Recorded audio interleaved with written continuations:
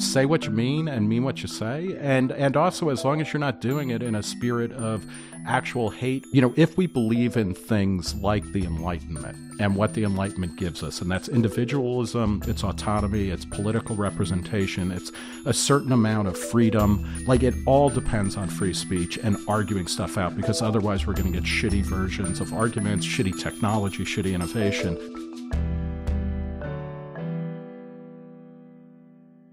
Hello and welcome to the Brendan O'Neill Show with me, Brendan O'Neill. This is a podcast in which an esteemed guest joins me to talk about the big ideas, the bad ideas, the problems and the controversies of life in the early 21st century. In this episode, I am delighted to be joined in New York City by Nick Gillespie. Nick is one of America's best-known libertarians. He is currently editor-at-large at Reason, having previously been editor-in-chief at Reason Magazine and editor-in-chief at Reason.com and Reason TV. He's a prolific speaker and a regular on TV, and he is known in some circles as the Fonzie of freedom, due, I think, to his famous black leather jacket. Very young listeners might not understand that cultural reference, of course. He is the author, with Matt Welsh, of The Declaration of Independence, How Libertarian Politics Can Fix What's Wrong with America. And although I know Nick didn't actually write the following line, he has quoted it, and I think it sums up his libertarian politics pretty well. I want gay married couples to be able to protect their marijuana plants with guns.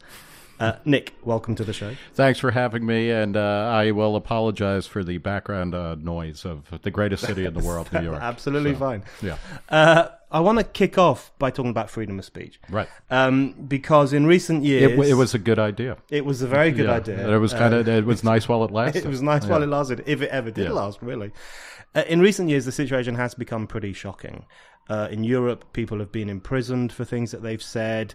In the United Kingdom, people have been questioned by the police for supposedly transphobic comments. Someone was found guilty of teaching his pug to do a Nazi salute.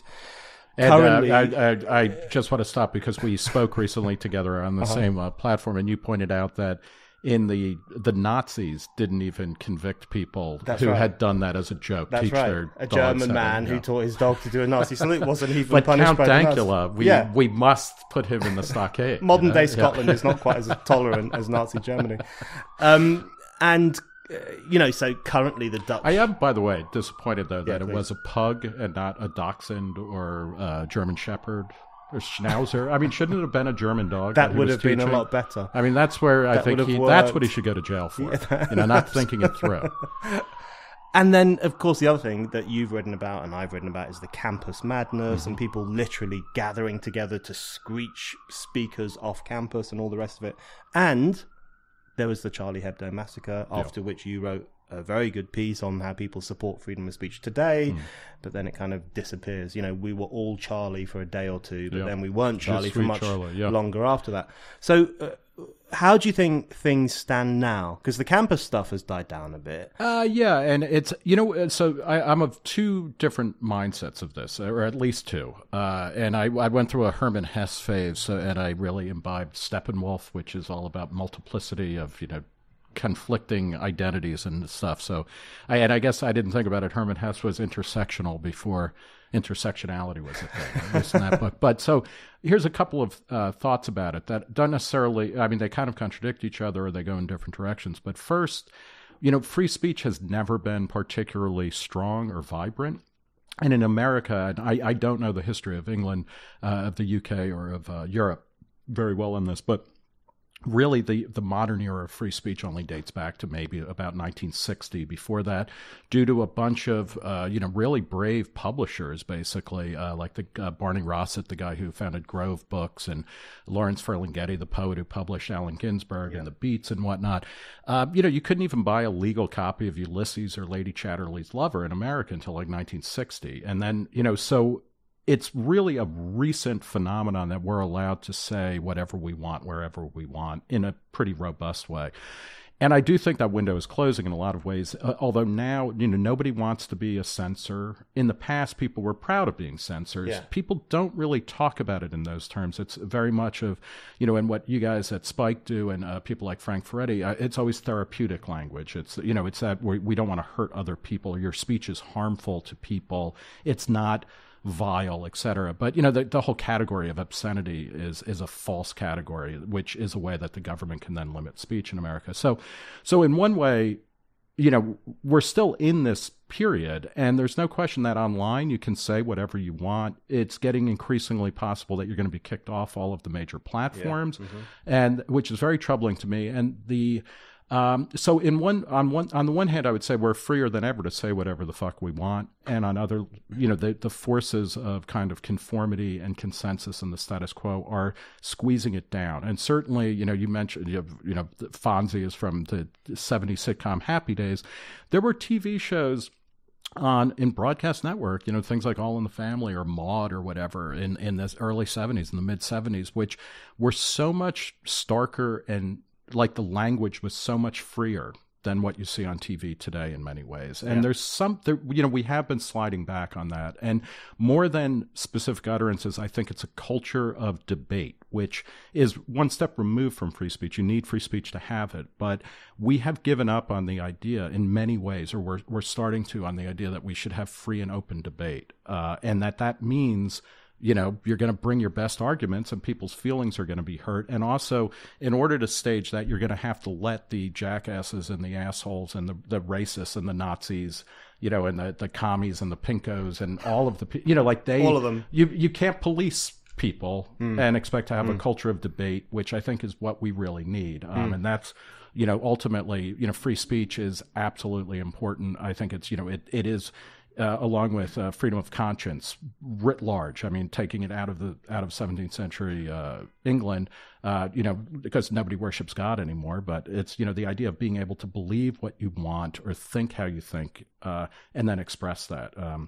It's under attack. And then the other way that it's under attack in the United States, and it's even more so in Europe through a variety of hate speech laws as well as privacy regulations. But in the U.S., the internet is built on this. Part of a law from the mid-'90s called the Communications Decency Act. There was Section 230, which immunized publishers of websites and platforms from illegal or libelous speech or activities that their users might engage in. So you don't have to worry if you're a publisher of a website like Reason.com, if our commenters say foul things and libelous things, we're not liable for that. Facebook is not liable if people are, for the most part, I mean, there's some exceptions to this, but like if people say use Facebook to start trading sex or selling sex, et cetera, there is a very concerted effort always in the name of combating like sex trafficking or child pornography or this or that or this sanctified cause to narrow the scope of Section 230. And what's really daunting to me now, and I say this as somebody I started at Reason 25 years ago, right when the web was becoming a major medium, and everybody was celebratory. For the most part, everybody was utopian. We had created this new supplemental space where we were going to do all sorts of interesting things. We were going to have free speech. We were going to be free from everything. We would create our own regulations and kind of create our own tribes online. Now, Republicans and Democrats alike, for different reasons, are saying, yeah, Section 230, we want that out, and we want to start regulating speech online in a way that is a serious threat to free speech. Some European listeners might be surprised by some of what you've said, because there is this assumption in Europe that America has the First Amendment and it guards freedom of speech and people can pretty much say what they want. And it is pretty good. And it's pretty good in comparison with European nations, which often don't have any protections, or if they do, they're caveated so much it just goes out of existence. Well, and and I know that you're a big fan of John Stuart Mill. This gets into the question. What's happening in America is that it's not that the laws are necessarily changing so much. In some instances, they are on like campus and stuff and speech codes there. But it really is the climate and the culture. And, this is, it's a much harder type of repression to fight, actually, because we do have the First Amendment. But like, if you have the First Amendment, but everybody is chicken shit to say what they actually think. Who needs, the First Amendment, it's pretty easy to work around it. But I was going to say that the Iraqi-American poet Dunya Mikhail once said that censorship in America is implicit and precedes speech, as opposed to Iraq, somewhere like Iraq, where censorship is explicit and it follows speech, which I thought was a pretty good description of how even in a country like the US, which has a First Amendment protection of the right to freedom of speech against government intervention, there still is a large amount of self-censorship. There's still a large amount of conformism. There's still the situation, which I want to touch upon in a second, of corporates now throwing their weight around, particularly in the new public square of the internet. So my question, I guess, is where do you think, in the US context, where do you think the largest threat to freedom of speech is coming from? Is it from the government? Is it from the mob?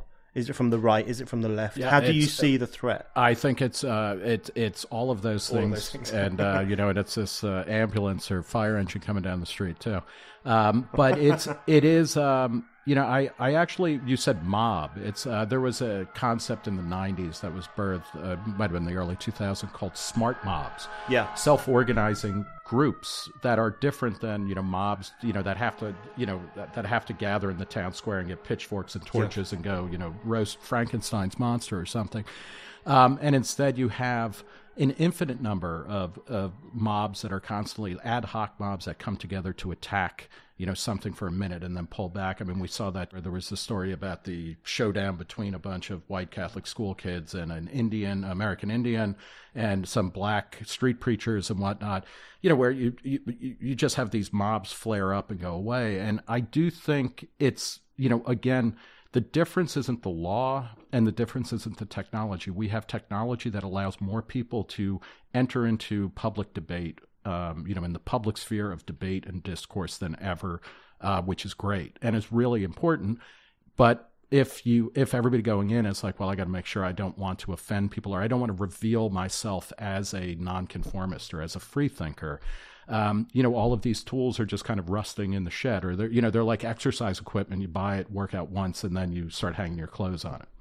It's like, going back to Mill, who you mentioned, John Stuart Mill, one of his great arguments on liberty is that the threat to freedom of speech doesn't only come from law, but also comes from the tyranny of wisdom, the tyranny of received opinion. I think that's one of the big problems we face now, is the tyranny of opinion, or the tyranny of acceptable opinion. Now, for people like you and me, it's relatively easy to kick back against that and say what we want to say, but there are, I would expect, large numbers of people out there who I'm not saying they're cowards by any stretch of the imagination, but who do feel very strongly that there are certain opinions which could, if you express them, cause problems in your life. You might be Twitch hunted, you might lose your job, you might be ousted from the dinner party circle. Yeah. I think people feel that in a real way. And I actually, every time I am about to go soft, I guess, as like Margaret Thatcher would say, and I'm sure she, being married to Dennis Thatcher, I'm sure she knew a lot about people going soft, right?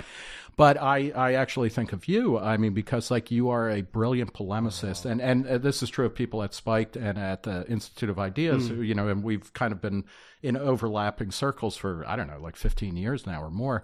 And it's like, it's really bracing, because it's like, say what you mean and mean what you say. Yeah. And also, as long as you're not doing it in a spirit of actual hate or, there are certain people whose arguments I hate or I find, offensive, but like, the whole point is to have, if we believe in things like the Enlightenment, and what the Enlightenment gives us. And that's individualism, it's autonomy, it's political representation, it's a certain amount of freedom, but it's also, like, it all depends on free speech and arguing stuff out, because otherwise we're going to get shitty versions of arguments, shitty technology, shitty innovation. But I agree that a lot of people are not necessarily in a position where they can do that. And, part of it's your age, part of it's where you are at your career, part of it is like your family or whatever. I don't know how people, I'm, lucky enough to, first off, be older and to have been employed at the same place for a long time. But it's like, I don't have a tribe really. Like libertarianism, to the extent that it's a tribe, it's, it's one of those tribes that like where everybody is constantly, stabbing each other in the back or something, or like, cutting their hamstrings once you start walking in front of them. So, and, there aren't many sacred cows that we need to, so like, because I don't know how people do it. Like if you're a heterodox thinker and you're gay or you're black or you're a woman or you're, you're any number of things, like it's hard because there's much more received, kind of that wisdom. I wanted to ask you how you think that came about, because you mentioned Lawrence Ferlinghetti and Ginsberg and those kind of 60s cats or whatever they call themselves, who were very interested in the idea of freedom of speech or countercultural freedom and the right to publish poems about all sorts of things, mental breakdown, homosexual encounters. What's his face? Ginsberg actually was at various points was a supporter of the North American Man Boy Love Association. So I mean, like he was a free speech radical. And I actually, when I think about that kind of stuff, my first thought is like, okay, that's that might be a bridge too far, but it's also kind of like, there's a difference, as long as people are consenting, and we can have a debate over, ages of consent and all of that kind of stuff. But yeah, they put it on the line, where they were going to go to jail and stuff like that. And, we certainly owe them a lot of thanks. What has happened, I think, over time is that, and in the 80s especially, the 60s became kind of vilified by conservatives. They were like, the 50s were a great old time, and nobody was gay and everybody was married and everybody had a ton of kids and we got new appliances every year, every 18 months, and the 60s were bad. It was kind of a great grift, because actually if you go back and look at the 50s, like every book is about the coming nuclear apocalypse, about why the American educational system sucks, why the Russians are beating our ass into space, why people are lonely, the books like The Lonely Crowd, and why we're conformists. And everybody was a beatnik or an Ayn Rand fan who all were like, burn it all down and let's create new societies. But in any case, I think the vilification of the 60s ended up bleeding over in a weird way to the left as well. And I know I went to grad school in the late 80s and early 90s. And one of the things that happened were, like, one set of professors literally had gone to Berkeley in the 60s, where the free speech movement started. And the free speech movement, which got started in 1964, it was a spontaneous moment where at Berkeley, at this public university, you could only leaflet political speech, or you could only do political leafletting if you were a member of the college Republicans or college Democrats. Right. And there were a bunch of people who were trying to sign up people to go to the South for the Freedom Summers and register blacks to vote in the South, and they weren't allowed. And that's like, a kind of police encounter touched off the free speech movement. And it's really amazing, because then it goes into a whole, it gets insane very quickly, where the students were then calling themselves, like, they were like, there was a slogan called "Student as Nigger," and that, like, actually students were as poorly treated as blacks in the South because we were all part of a machine or an establishment that was grinding us up. And, the great speaker of the free speech movement, Mario Savio, actually said, like, throw your bodies on the machine. He was quoting Emerson and Thoreau, these, 19th century American civil libertarians. But in any case, after the Berkeley professors I had were all about free speech, and I was a libertarian in grad school, and they were like, your ideas are kind of stupid, but let's talk about them. The people who came a beat after that were not at all interested in free speech, because they had absorbed Herbert Marcuse's thesis of repressive tolerance, that the idea that if you allow free speech or the semblance of dialogue and debate, you are abetting the status quo, where what we really need is revolution and change.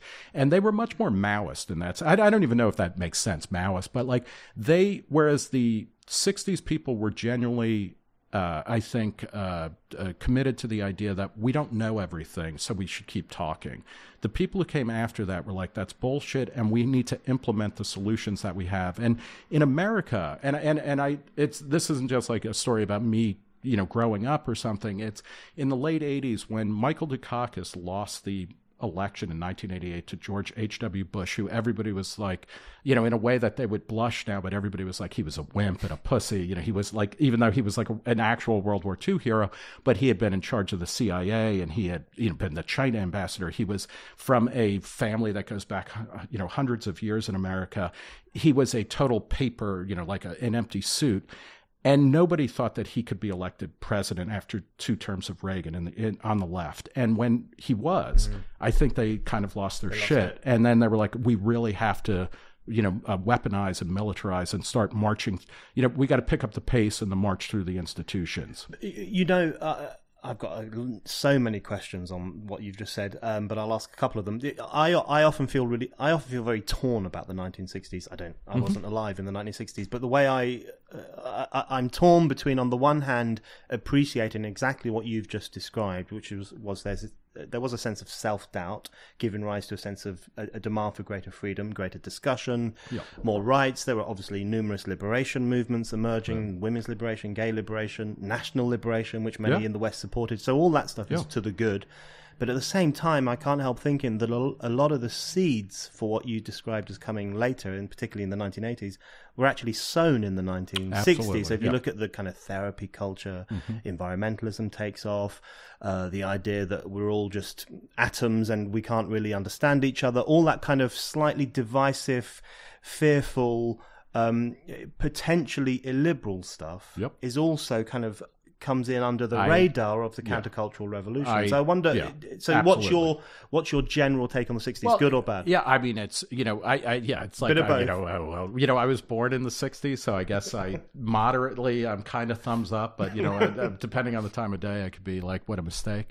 No, it's, I understand your large point, and I would say in the end, it's a really good thing that America had this, or that, that Europe had the 60s. And actually, when you start to think about it, because you mentioned like national liberation or post-colonialism, for the world, it was great. Because, I mean, it's hard to remember, like, the idea that up through, I guess, certain point in the 60s, I mean, it was already starting even before World War II, but certainly after, the decolonization movement is like kind of a big deal. Absolutely. And one of the things that is really awful about America, and it bedevils us to this day, is the almost complete lack of interest in what's going on in the rest of the world.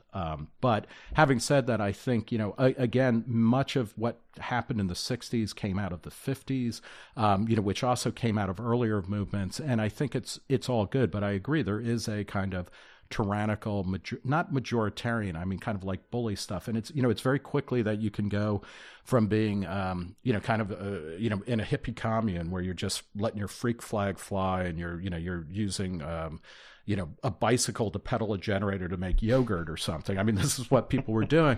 And then the next thing you have like the Weather Underground bombing buildings or, and the Manson family. I mean, these things all, it all kind of trundles along with one another. I think one of the problems now is that I don't even want to say the right, because there's reactionaries and they're not interesting, but I do think libertarians are because we can bridge both the right and the left in a way that most groups can, or most kind of ideologies. There's left libertarians and right libertarians. We are not doing as good a job as we need to be doing in defending free speech. And we oftentimes end up taking up the cudgel, and this happens all the time, where you take like the dipshits or, and it is like Count Dankula. Like, I mean, I don't want to die, on a hill for Count Dankula and the pugs and Nazi salutes. Pug you don't want to Nazi die on that salutes, hill. But it's, we need to be talking about all of this stuff in a broader context, and also one that is, I hate to use, I'll unapologetically use the word inclusive, because one of the problems, and again, you were right to talk about like all of those liberationist movements, which were overdue and necessary, they can end up becoming extreme parodies of themselves almost. I mean, like French Revolution type stuff. And so you can see we're now, 30 or 40 years, 50 years later, we're at a place where every individual has more freedom to live however they want, no matter, and it's not that all individuals have equal amount, but it's like, it is easier to be black in America in 2019 than it was in 1969 or when 1919. But we cannot have any conversation about progress on anything. And as a result, we have people who are demanding, they're talking as if the status of any aggrieved individual or group is what it was 50 years ago. Yeah. And, it's like, it's not that we don't need to do better. We always need to be doing better, and we are. I mean, we're going through criminal justice reform in America, which is a way of redressing absolutely racist laws that were passed either knowingly or very close to knowingly with racial animus, to incarcerate blacks and Latinos and poor people, poor whites and stuff. We're redressing that, but we can't talk about that. And so somehow, if you're gay or if you're black or if you're a woman, the situation is as bad or worse than it was when these movements got started. And that's I completely agree with that. And that's actually, it makes rational public discussion incredibly difficult, because there's no sense of historical perspective.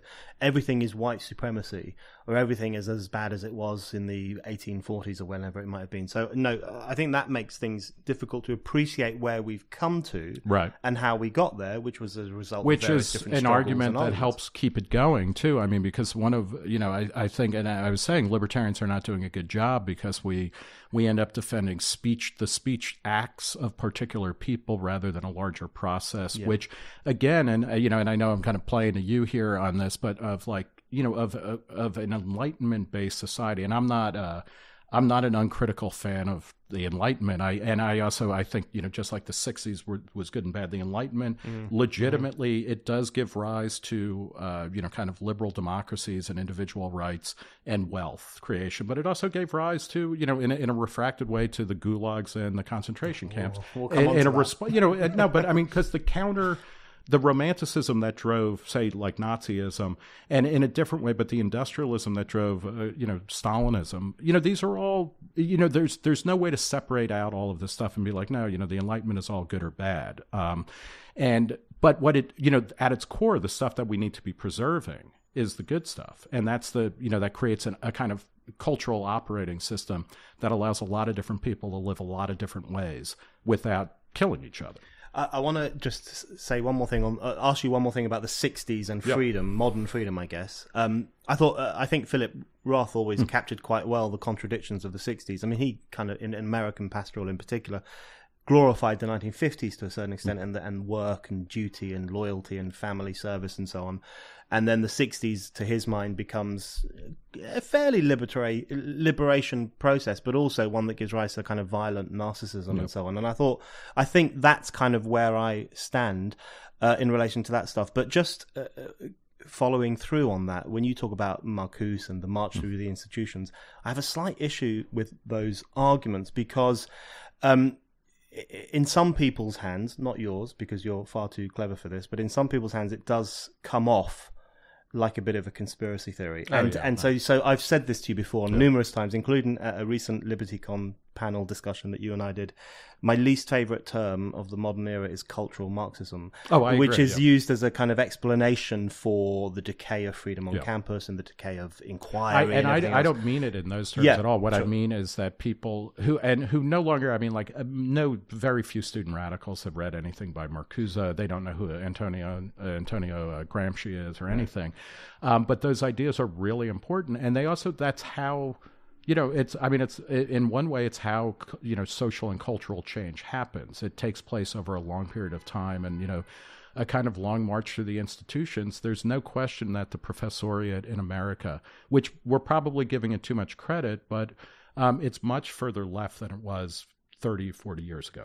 I guess the big question about the 1960s, which may never be resolved, is whether the dynamic laid with those who were pushing for the radicalization of the campus or whatever else it might have been, or whether the dynamic laid with the traditional gatekeepers of knowledge and everything and tradition who just gave up the game. Well, like the university itself, one of the things, and I suspect this is also true in England and even in the European continent, although probably less so.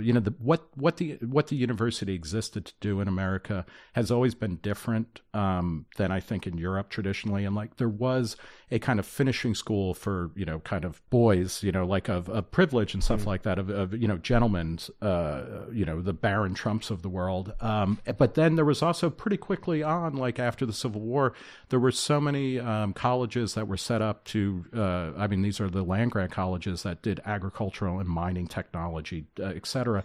And college was always more of a mass phenomenon in America than it was in Europe, especially after World War II. Yeah. Not because of the GI Bill. I could bore you with a discussion of that, but by 1970, a majority of graduating high school seniors were going to some form of college immediately after, and that changed, who was being taught. And I think it bred among certain members of the professor class a contempt, because there were a lot of people who were, who really didn't deserve to be in college. And these are lefties. Right. I mean, they're not right-wing elitists. Those were there.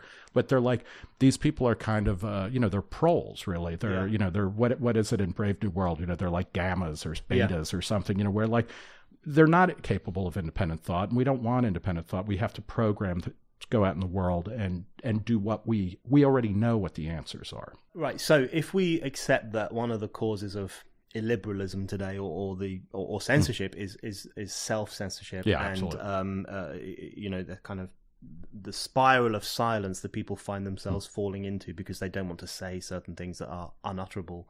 So, another aspect of it, which I wanted to ask you about, is the rise of what we might call corporate censorship. So this is the role that's played not simply by those who want to change American legislation to make it easier to punish commenters on Facebook or in the recent discussion threads, for example, which is a famous case here, but also the way in which Silicon Valley itself is assertively removing people who are suspect or problematic or who say crazy conspiratorial things, Alex Jones, and there are others too. Right. One question I have in relation to that is this one, and which is kind of a fundamental question in some ways. Is libertarianism ready for the current climate? Because I've had this discussion with so many people, including Ayn Randists, over the past couple of years, where they argue to me that property rights, Facebook's property rights, override Facebook's users' desire to say whatever they want to say. Now, I am increasingly thinking that is going to prove to be one of the big political clashes of our time. It already is, and this is where that Section 230 stuff is happening, because, the broader question first is, are libertarians ready for this? Part of the failure, I think, of the libertarian imagination, and I've stressed it for a long time, but not very convincingly, I think, to my comrades, which is that there are multiple sources of power and abuse of power and repressive power in society. It's not simply the government. That's what libertarians are always comfortable, railing against, the post office, but they don't want to talk about, UPS or, a private package delivery service kind of sucking or something. And they'll say that with stuff like Facebook or Twitter, where they'll say, you know what, it's not the government, and only the government can technically censor people, so we have nothing to talk about. I happen to believe, and there have been a couple of early court cases that have ruled that, Google, YouTube, Twitter, Facebook, Apple, that these, the speech platforms they have are privately owned, and they have the right pretty much to do whatever they want and to kick whoever they want off. So I'm not even arguing that. But I think it's a bad idea. And when I talk to libertarians about this, they're like, no, it can't be a bad idea if somebody in the market, and especially a company like Facebook or Amazon or, they're worth $1 trillion. Like, how can that be wrong? But it goes to this question of the climate, the larger climate of free speech. And it's particularly frustrating because on social media, the whole point of it is that, and I have problems with this, but the whole point is, if you don't want to engage or encounter certain types of speech, you don't have to.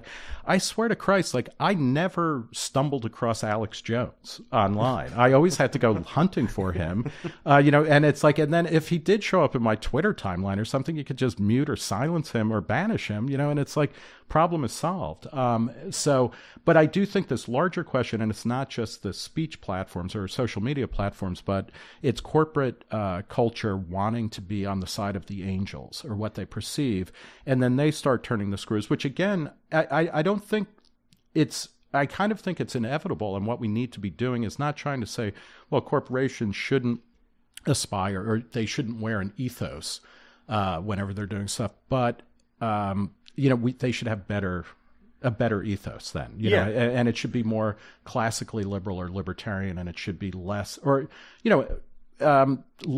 if Gillette doesn't want to just sell razors, they also want to sell a version of toxic masculinity, or a response to what they perceive as toxic masculinity. Go ahead and let them do that. But then let's have more open conversations about this, rather than you just immediately becoming polarized and tribal and trying to shut down, any kind of conversation about any kind of idea. Yeah, I think that line, only the government can technically censor people and anything else is not censorship. I hear that so often now, but I hear it not just from libertarians and, right-leaning libertarians, but also from SJWs and people on the left who will hound people off campus. And then if you say to them, you're censoring that guy, they'll say, no, only the government can censor. So that argument comes from both sides. I think from libertarians, it becomes a justification for their moral elevation of property rights over rights to freedom of speech. Well, and the argument is that if if Twitter makes Twitter really shitty or bland, people will break off and form their own version, which I think is true. I mean, there have been attempts at this, or people will stop using it.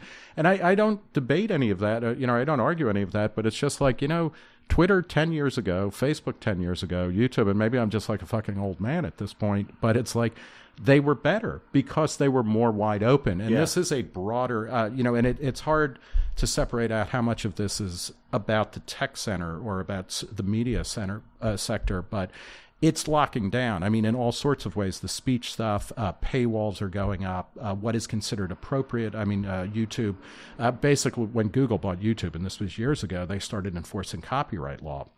And that changed what ended up being up there and stuff like that, And before, there was a couple of years that were kind of great because you could find all sorts of, unauthorized copies of shit on there.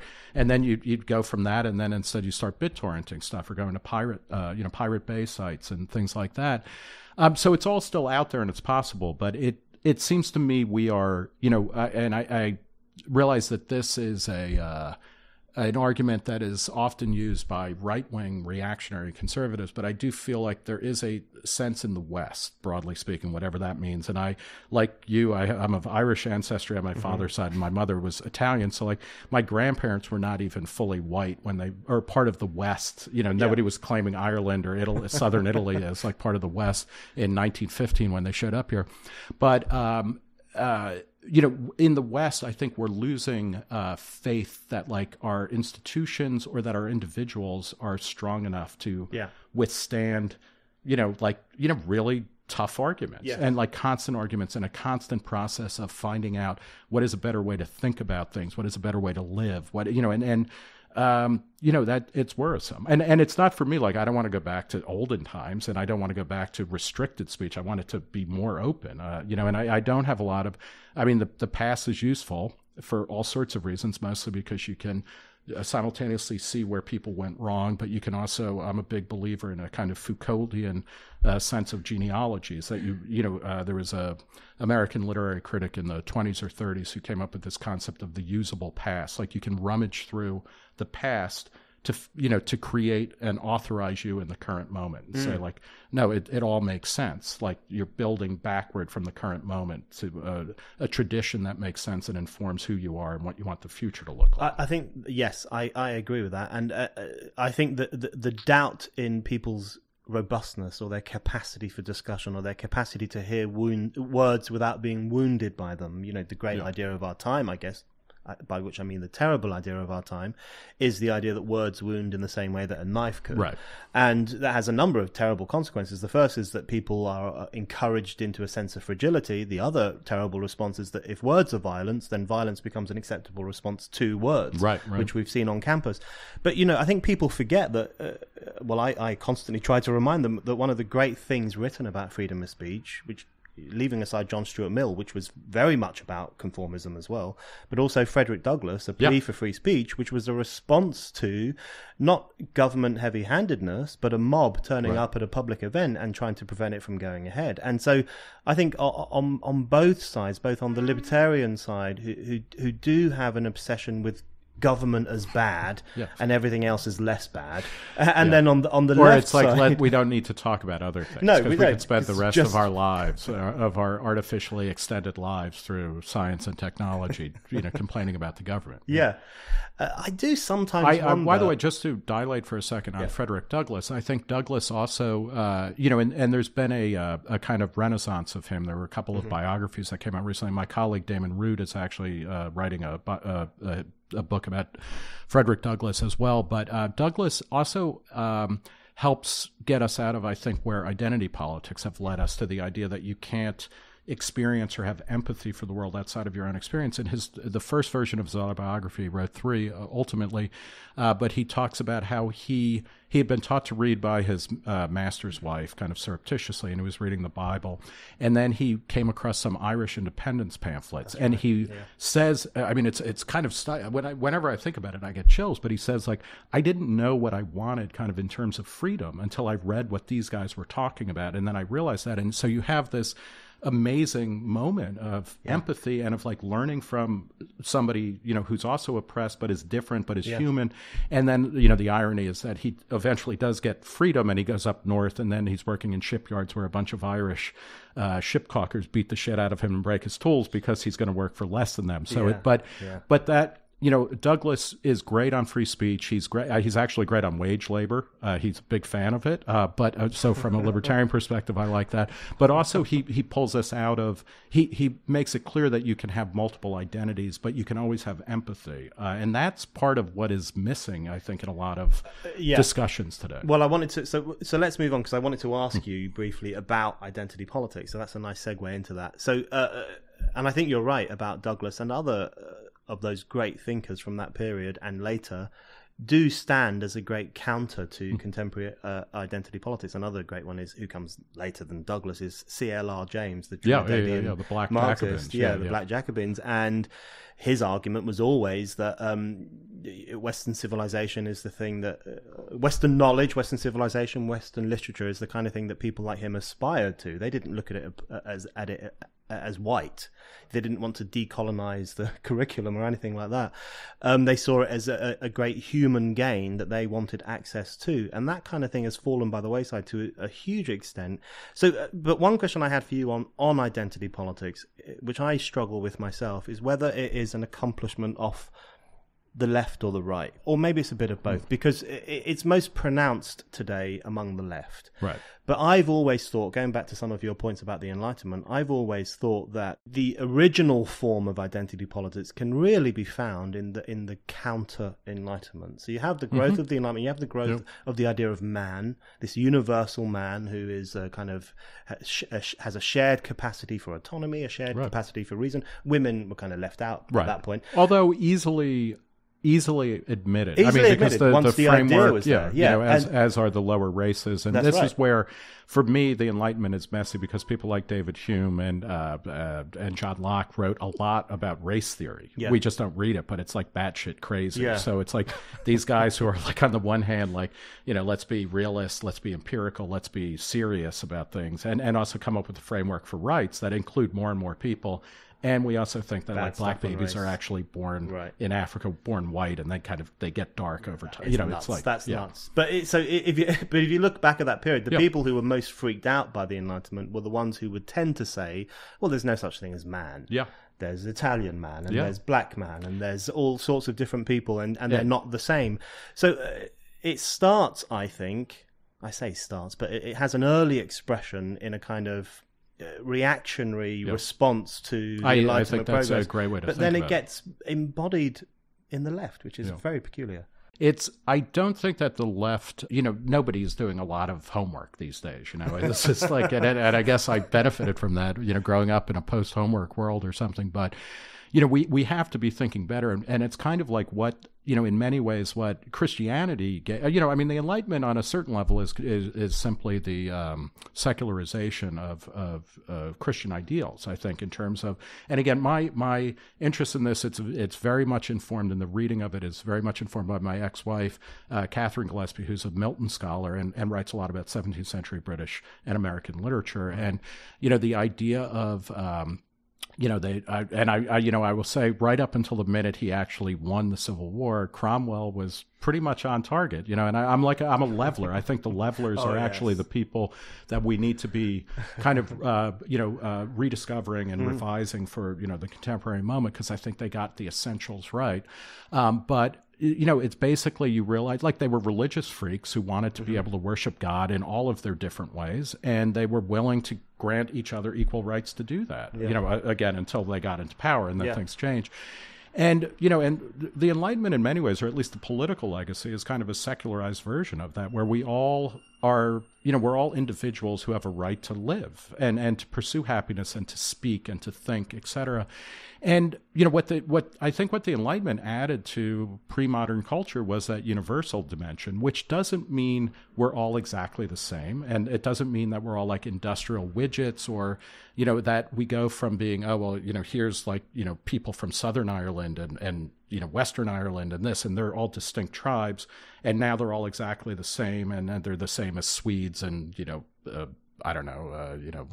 Bulgarians or something.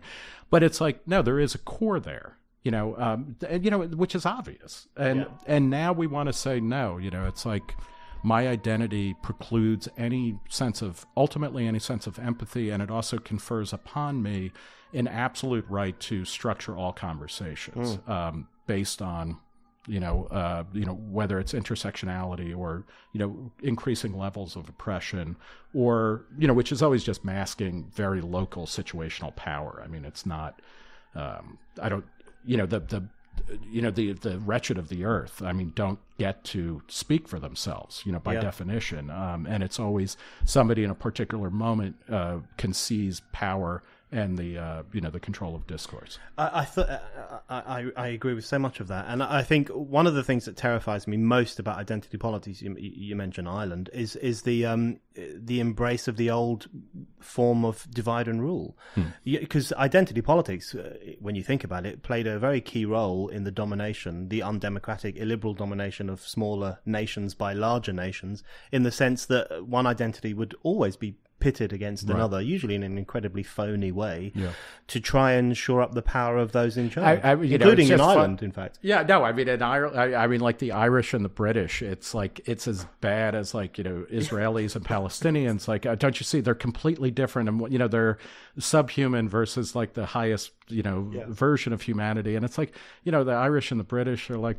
come on, it's like, what the fuck's the difference? We're not different at all. No, and although and of course this drives the Brits insane, is that like so many of the great figures in English history and writers and whatnot are Irish. That's and it's right. like, and so then you get this odd thing, which is similar like with in American culture with blacks, like where blacks have contributed so much to American culture, and yet we that's one more reason to kind of hate them on a subterranean level. But what I find incredibly frustrating about this stuff is that if you say these things, if Nick Gillespie says blacks have contributed so much to American culture, if I say the Irish have done more for literature than the Brits have in the past 150 years anyway, even if you say those things, simply by dint of your challenging of identity politics, you leave yourself open to the accusation of racism, because accusations like that and words like that and claims like that are wielded so casually and so easily these days and so meaninglessly. But one thing I wanted to ask you was in relation to this issue, identity politics, was on the issue of whiteness, because it's something that I find fascinating. I thought you mentioned earlier the Covington Catholic boys, and one thing I found quite terrifying about that incident is not only the Twitter mob and the rush to judgment, and Robbie Suave on Reason wrote fantastically about this stuff, this kind of instant judgment without any facts or evidence at all, and he wrote that wonderful piece in which he pointed out that if you look at the longer video, you see that the Covington boys actually were very nice to their black friend, and were very I mean, it radically shifts the frame, it shifts the frame of like how you interpret this one image, which is and a minute and a half long video that went viral first. But one thing I thought about that affair was a lot of people compared those young boys to the kind of white racists who would gang up on Charlottesville, Charlottesville, like who were actually shouting like Jews will not replace us. That's right. And these kids, I went to a Catholic high school, not an all boys school, and not a fancy school. I went to a parochial school, but when I saw those kids, I was like, they are such douchebags. I mean, like, I know exactly who they are, but it's also like they're, I didn't feel a need to immediately like castigate them or without understanding the situation. But the other thing, that whiteness category is fascinating because, one of the things, and this is something that comes out of a kind of postmodern understanding, which I'm famous among libertarians for being postmodern, which they, it's bad enough that I'll say, well, corporations wield power too, meaningful power. It's like that. I'm postmodern. That is somehow that. Everybody, and this is where I think Jordan Peterson and a lot of other people, kind of in the intellectual dark web, they keep talking about postmodern Marxists, and it's like, no, Marxists and postmodernists hate each other. That makes no sense. But in any case, whiteness is a constructed category that is constantly changing, and what whiteness meant in America again in 1915 when my WAP grandparents showed up is radically different now, and it's changing again, and it's becoming this weird reified concept of like whiteness. I don't. And on a certain level, I understand what that means, but it's just become this blank, vague category that you can just use to shut people up. The other problem, and that's one way that it's problematic, but then the other way is that white people, and I'm making air quotes here, start to take it on as an identity where it's like all they have. And like, and it's like, what, I mean, like, these collective identities that are kind of non-ironic or taken literally really are problematic. Yeah, I think I agree. And I think the issue with whiteness that I have, betraying my radical left-wing background, the way it's become this reified category, almost like an original sin. If you're born white, it's an original sin. Completely obliterates any questions of class or economic difference. And the fact that white people, the differences between the white guy begging at the end of the street and the white guy who runs a Silicon Valley company is immeasurable. But that's never taken into account. Well, this is, it's funny, when I was in grad school, and again, I went for like literary and cultural studies in the late 80s and early 90s, so everybody was talking about race, class, and gender. That was like the holy trinity of kind of cultural studies and literary studies when I was there. But nobody ever really seriously talked about class, because the academy is also, at least in America, it's the one place where, in politics or in business, everybody wants to be born in a log cabin with dirt floors and work themselves up. Weirdly, like professors are never like, oh yeah, you know what? Like my parents are illiterate, toothless, incestuous, coal miners or something like that. They always want to pretend that they came into the world really classy and they know, wearing velvet or something.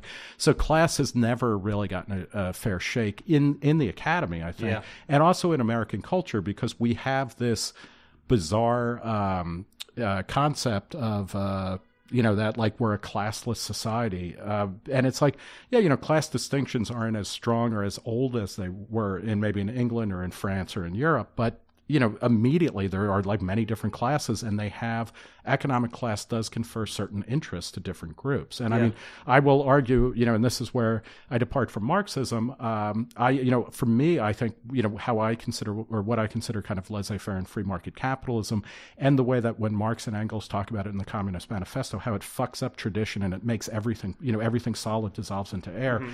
For me, I like that because it gave me an opportunity to rise in a way that in a more structured society I wouldn't.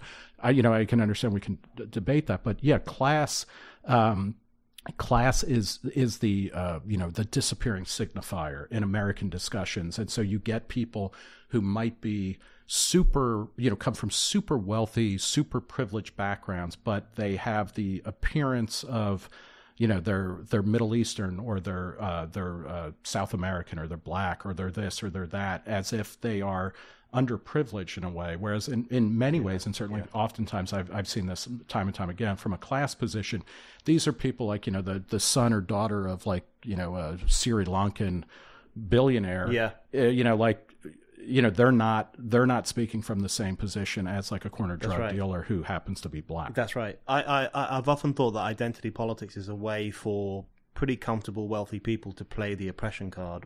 Yeah. Whereas if we thought in terms of class, it would not be possible for them to do that. But in Britain and in much of Europe, it's the exact same situation, where in the academy and also in politics, you have this trinity now of race, class, and gender. And I've always thought that actually even that phrase, race, class, and gender, shows how much class has been diminished as a serious category. Well, you would make it the foundational category. I would, right? no, but more important. No, and I'm not joking. I would, but in relation to those other two, race and gender, the reason I would do it is because there's a profound difference between class and race and gender. Race and gender are largely immutable categories that you're born into. I would disagree with that. Gender, never mind. Yeah, transgender is we don't have time for transgender. No. But whereas class, particularly the idea of early radical class politics was that class could be transcended and class could even be destroyed. Yeah. And I guess if you go right back to the mid 1800s and it's slightly later, the role of radicals, they saw their role as basically to end the working class. Right. Whereas with race and gender, it's a slightly different thing. Of course, you can end the politics of race, you can end the politics of gender, but I think the collapsing together of those three categories speaks to the way in which the left has abandoned the idea of class as a dynamic, radical idea. I absolutely agree that the contemporary left shows very little interest. I mean, it was built on class analysis, and it has kind of moved away from that in a pretty striking way.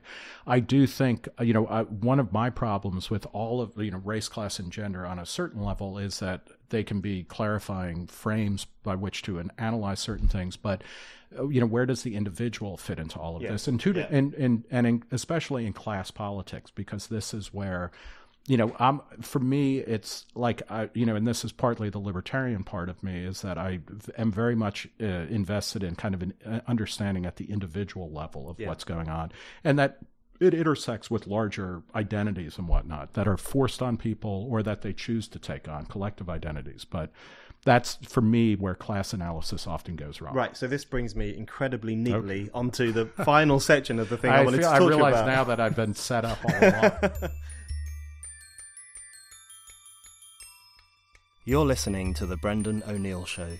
If you like this podcast and Spike's other podcasts, and also the articles and essays that Spiked publishes every day, please think about giving us a donation.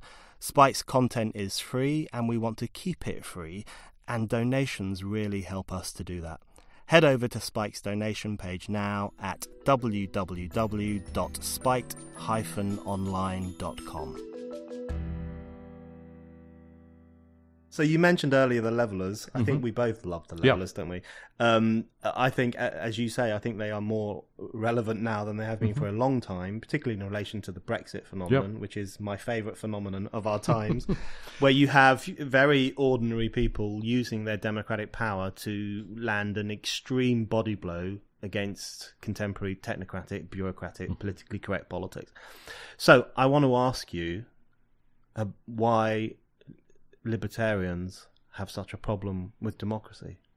Well, it's a good question. That's a really sly way to phrase it, because and I realize he doesn't quite fit into American libertarian politics, but in England he passes for one, sometimes a right-wing libertarian. Somebody like Daniel Hannan was like one of the main champions of Brexit, and of course he seemed to be kind of like when Donald Trump won, he didn't know what to do. Hannan is kind of like, holy shit, we actually won, and then like and the right. I mean, it was funny. Pretty much all of the right-wingers who were behind Brexit, like they just kind of exploded, right? They spontaneously combusted because they didn't expect to win or whatever. But it's an interesting question, and I think from a libertarian perspective, or from my libertarian perspective, the problem with democracy is not Brexit. It's more like, there are certain rights that the individual has that should not be subject to a plebiscite. And so like I should be allowed to smoke what I want to smoke. I should be allowed to sleep with who I want to sleep with.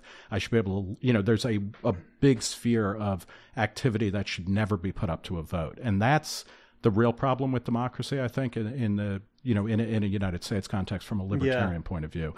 And I will say this as somebody who I am, I guess it's Friedrich Hayek who is important to me, and I recognize his many failings, but he has a line somewhere where he says, it's like really up to every generation of liberals to reinvigorate their ideas and make it, the idea of a freer world like a fresh and bold undertaking. And I feel like we're in this category, this era that the short version is from World War II until the collapse of communism. Like, we haven't put in the brain work to figure out what comes after that, even though we're now 30 years out from, the collapse of communism, effectively. And we need to I think this is true of the left. I think it's true of the right. I think it's true of the libertarian conception of things. Like, we need to figure out, like, we're living in a different world now. We're living in a world where, for fuck's sake, 50% of people on the planet are technically considered middle class.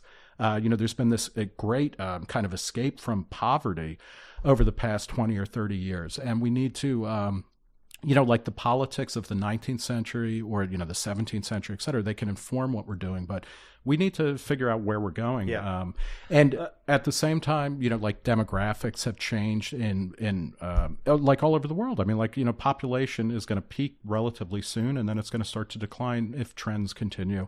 That's going to radically alter how politics gets done, how life gets done, et cetera. And we're still like, arguing. I mean, we're like idiots who are arguing over, the loyalists or, the Abraham Lincoln brigades or something in the Spanish Civil War. It's like, we really got to like turn towards the future. Yeah, I'm down with that, but I want to go slightly back on something you said, because I think, when I speak to libertarians all the time. Yep. Some of my best friends are libertarians, so I have no problem with libertarians. So you're really going to lay a body blow here. But they will sometimes say, similar to what you've said, they will sometimes say that individual rights should not be subject to majoritarian judgment or decision making, and that's a very tempting view of things. I think two things about that. The first thing is, I wonder if this speaks to a lack of confidence among libertarians, a lack of confidence that they might win the public to their positive worldview. That's interesting. And the second thing, I think, which I guess might even be more important, is that doesn't that mean that libertarians, possibly as a consequence of lacking confidence to convince the public of their arguments, doesn't it mean that they then subsequently fall back on either constitutional arrangements or, even worse, state arrangements to protect individual rights? And it possibly gives rise to a situation where libertarians, the supposedly great critics of government, trust government structures to defend individual rights more than they trust the man or woman in the street. I think that's a great question, and I don't know about that, because there is also, while there, on a certain level, yes, I think. And then on another level, there is a world out there which is going, which is taking place, where I think libertarians have won many of the arguments. I think we've won all of the arguments about lifestyle freedom. And I think about free speech. Like, we've won the argument, but but it's constantly, kind of the battle is never over. Yeah. But, generally, I think, we have a framework for freedom of speech and freedom of expression.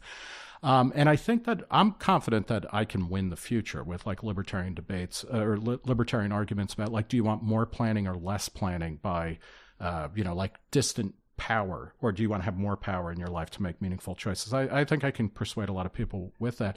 And there is a world out there that is, just simply where the government doesn't exist, and it's individuals coming up with new ways of thinking about stuff, new ways of managing economic and commercial transactions, as well as more personal relationships and cultural relationships. All of that stuff is happening, and I think this is one of the, if libertarianism, I would say, if it has one failing, it's that it can't imagine, and this might be similar to what you were getting at, it can't imagine a world without the government, because we're Ahab, and that's our Moby Dick, and it's like, let's spend less time bitching about the post office, which doesn't matter anymore, because of email and whatever. And let's build, Galt's Gulch or whatever our utopia is going to be, or what are the demonstration projects and experiments in living, to go back to a Mill phrase, that we can be running. And,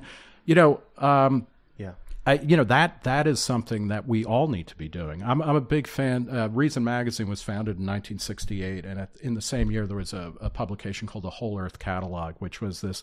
Basically, it was a catalog for hippies who wanted to. It was called. The subtitle was "Tools for Living," and it was a catalog of stuff like, if you're going to start a commune, here's a water purifier, and here's how to run it. Here's a yogurt maker. They had like Bulgarian yogurt makers that you could send away for and stuff. And the kind of founding statement of that was that distantly done power, whether governments or churches or corporations, hasn't been working out so well.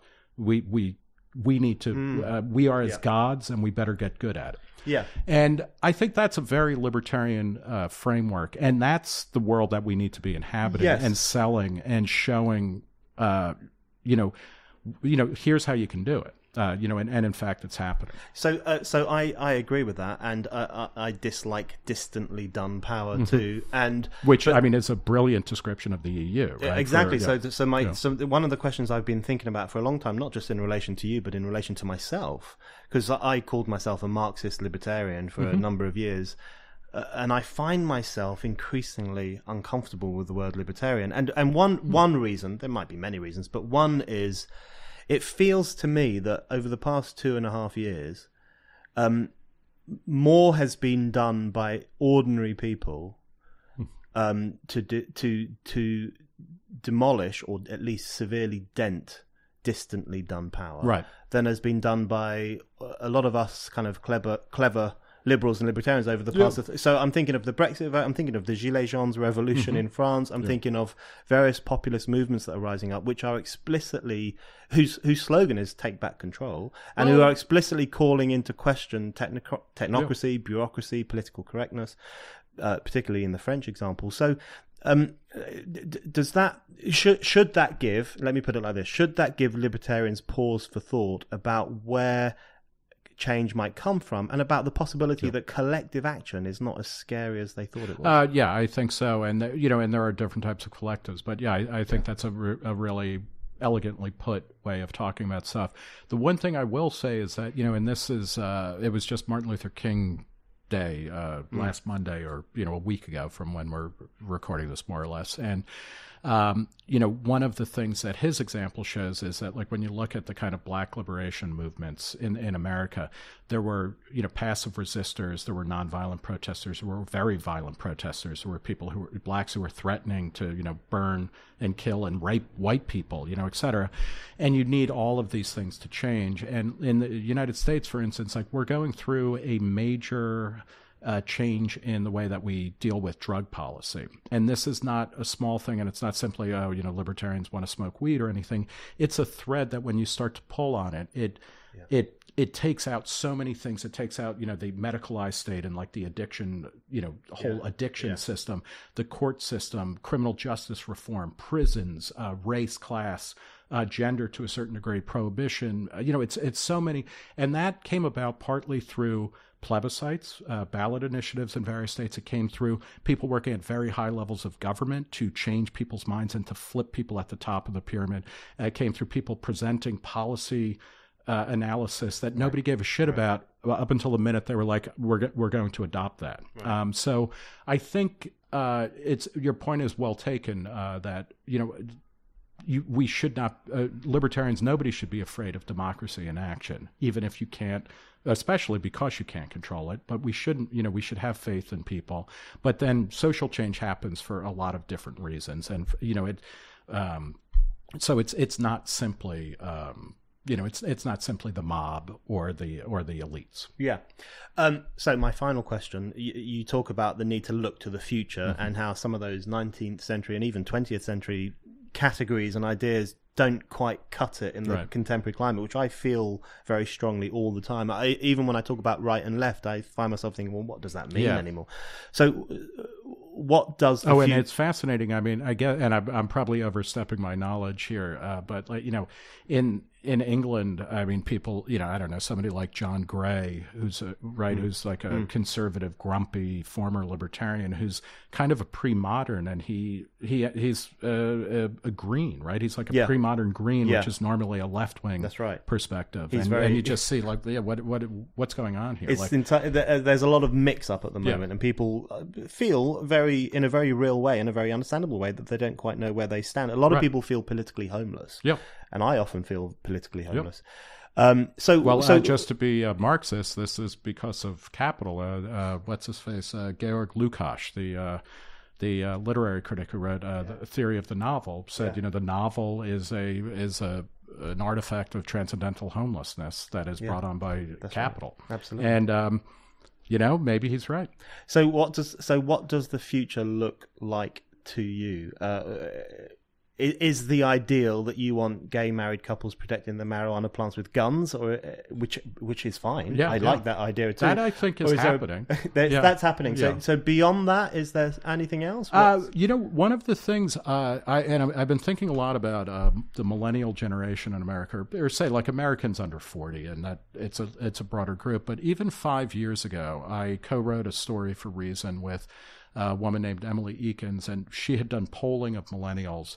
And I was very optimistic about millennials in the sense of, in an American context, I thought that they were the first generation who actually was going to get the full delivery of the so-called American dream, which I would define as living a life that is intentional and that is expressive of what you think about, both in terms of work as well as lifestyle and, everything you do. Because my parents, who were the first children born in America in my family, they had shitty jobs, and they would, do the work so that on the weekends or after hours, they could give their kids some opportunities and they could have some fun.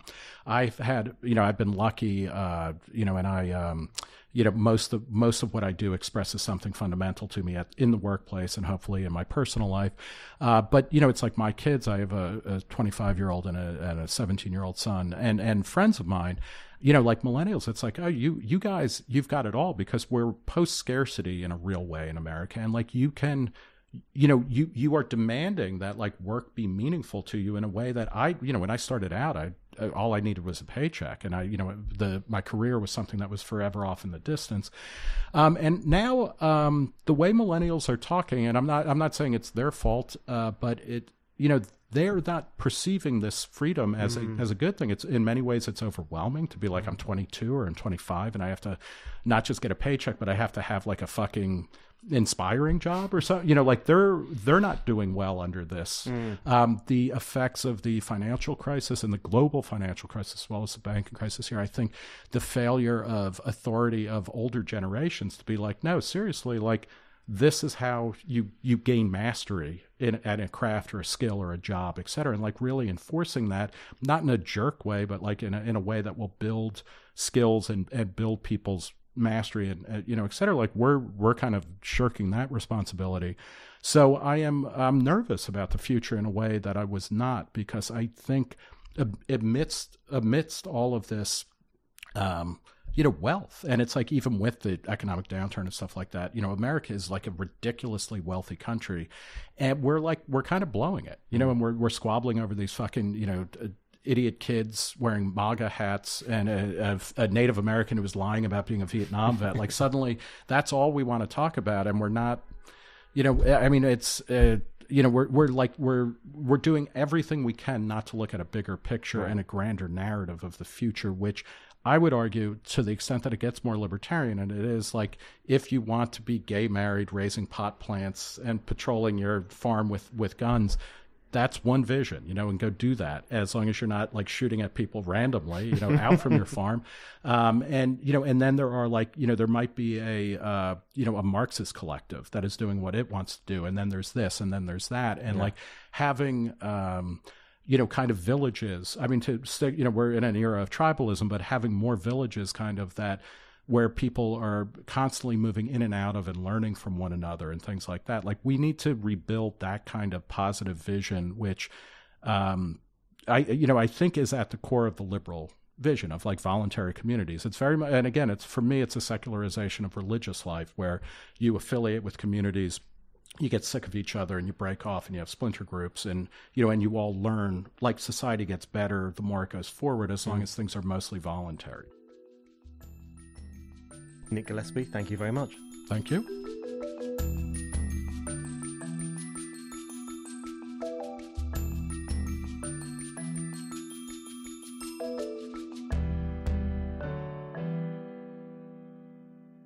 Thank you for listening to The Brendan O'Neill Show. We'll be back next month with another guest and more discussion. Don't forget to subscribe. See you next month. And in the meantime, keep reading Spiked at www.spiked-online.com.